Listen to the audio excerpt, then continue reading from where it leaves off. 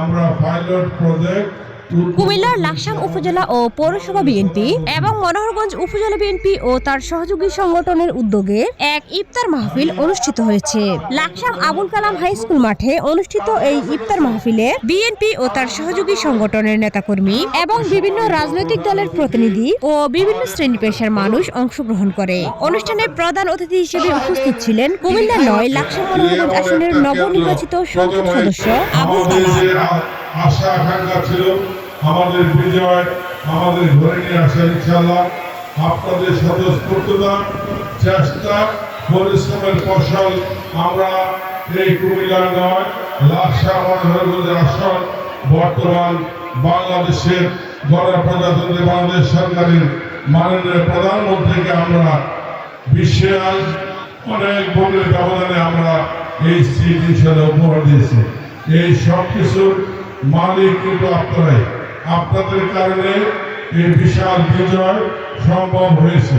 প্রিয় নেতৃবৃন্দ, আমাদের কথা যা কাজ হতো। আমরা নির্বাচনের আগে বলেছিলাম যে আমরা নির্বাচিত হলে মা বোনদেরকে ফ্যামিলিদেরকে প্রত্যেকটা পরিবারে আমরা একটি করে ফ্যামিলি কার্ড দিব।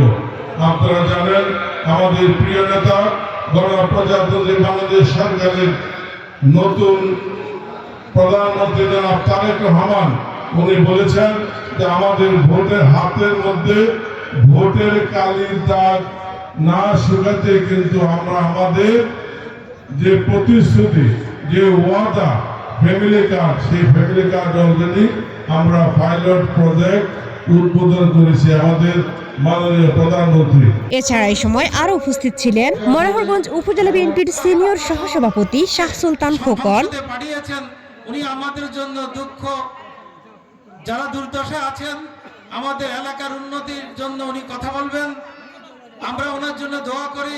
আজকে এই ইফতার মাহফিলে আমরা ওনার জন্য এবং যারা মৃত্যুবরণ করেছেন আমাদের এই লাকসাম মনোহরগঞ্জের সবাই জন্য দোয়া করে।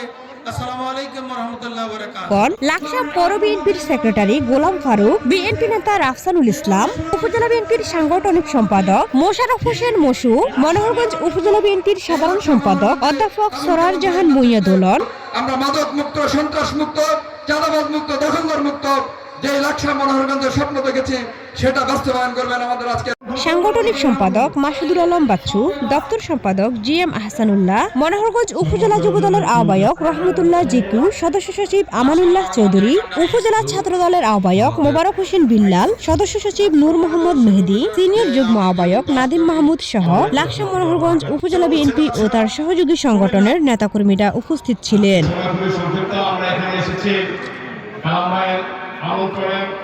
সংগতি জানাতে আমরা এখানে এসেছি। আমরা চাই আজকের এই প্রোগ্রামে আমরা দলমত নির্বিশেষে কালাম ভাইয়ের আহ্বানে সাড়া দিয়েছি। কালাম ভাই আগামী দিনে লাকসাম সাজাবে ইনশাআল্লাহ, সকলকে সাথে নিয়ে আগামী দিনে লাকসাম সাজাবে সেই প্রত্যাশা আমরা করছি। সিয়াম সাধনা করার পরে রব্বুল আলামিন আল্লাহ ইফতারির সামনে নিয়ে তোমার আলিশান শাহী দরবারে আমাদের গুনার দুখানা হাত উত্তোলন করে দিলাম। দয়া করে মেহের সাধনাকে তুমি কবুল ও মঞ্জুর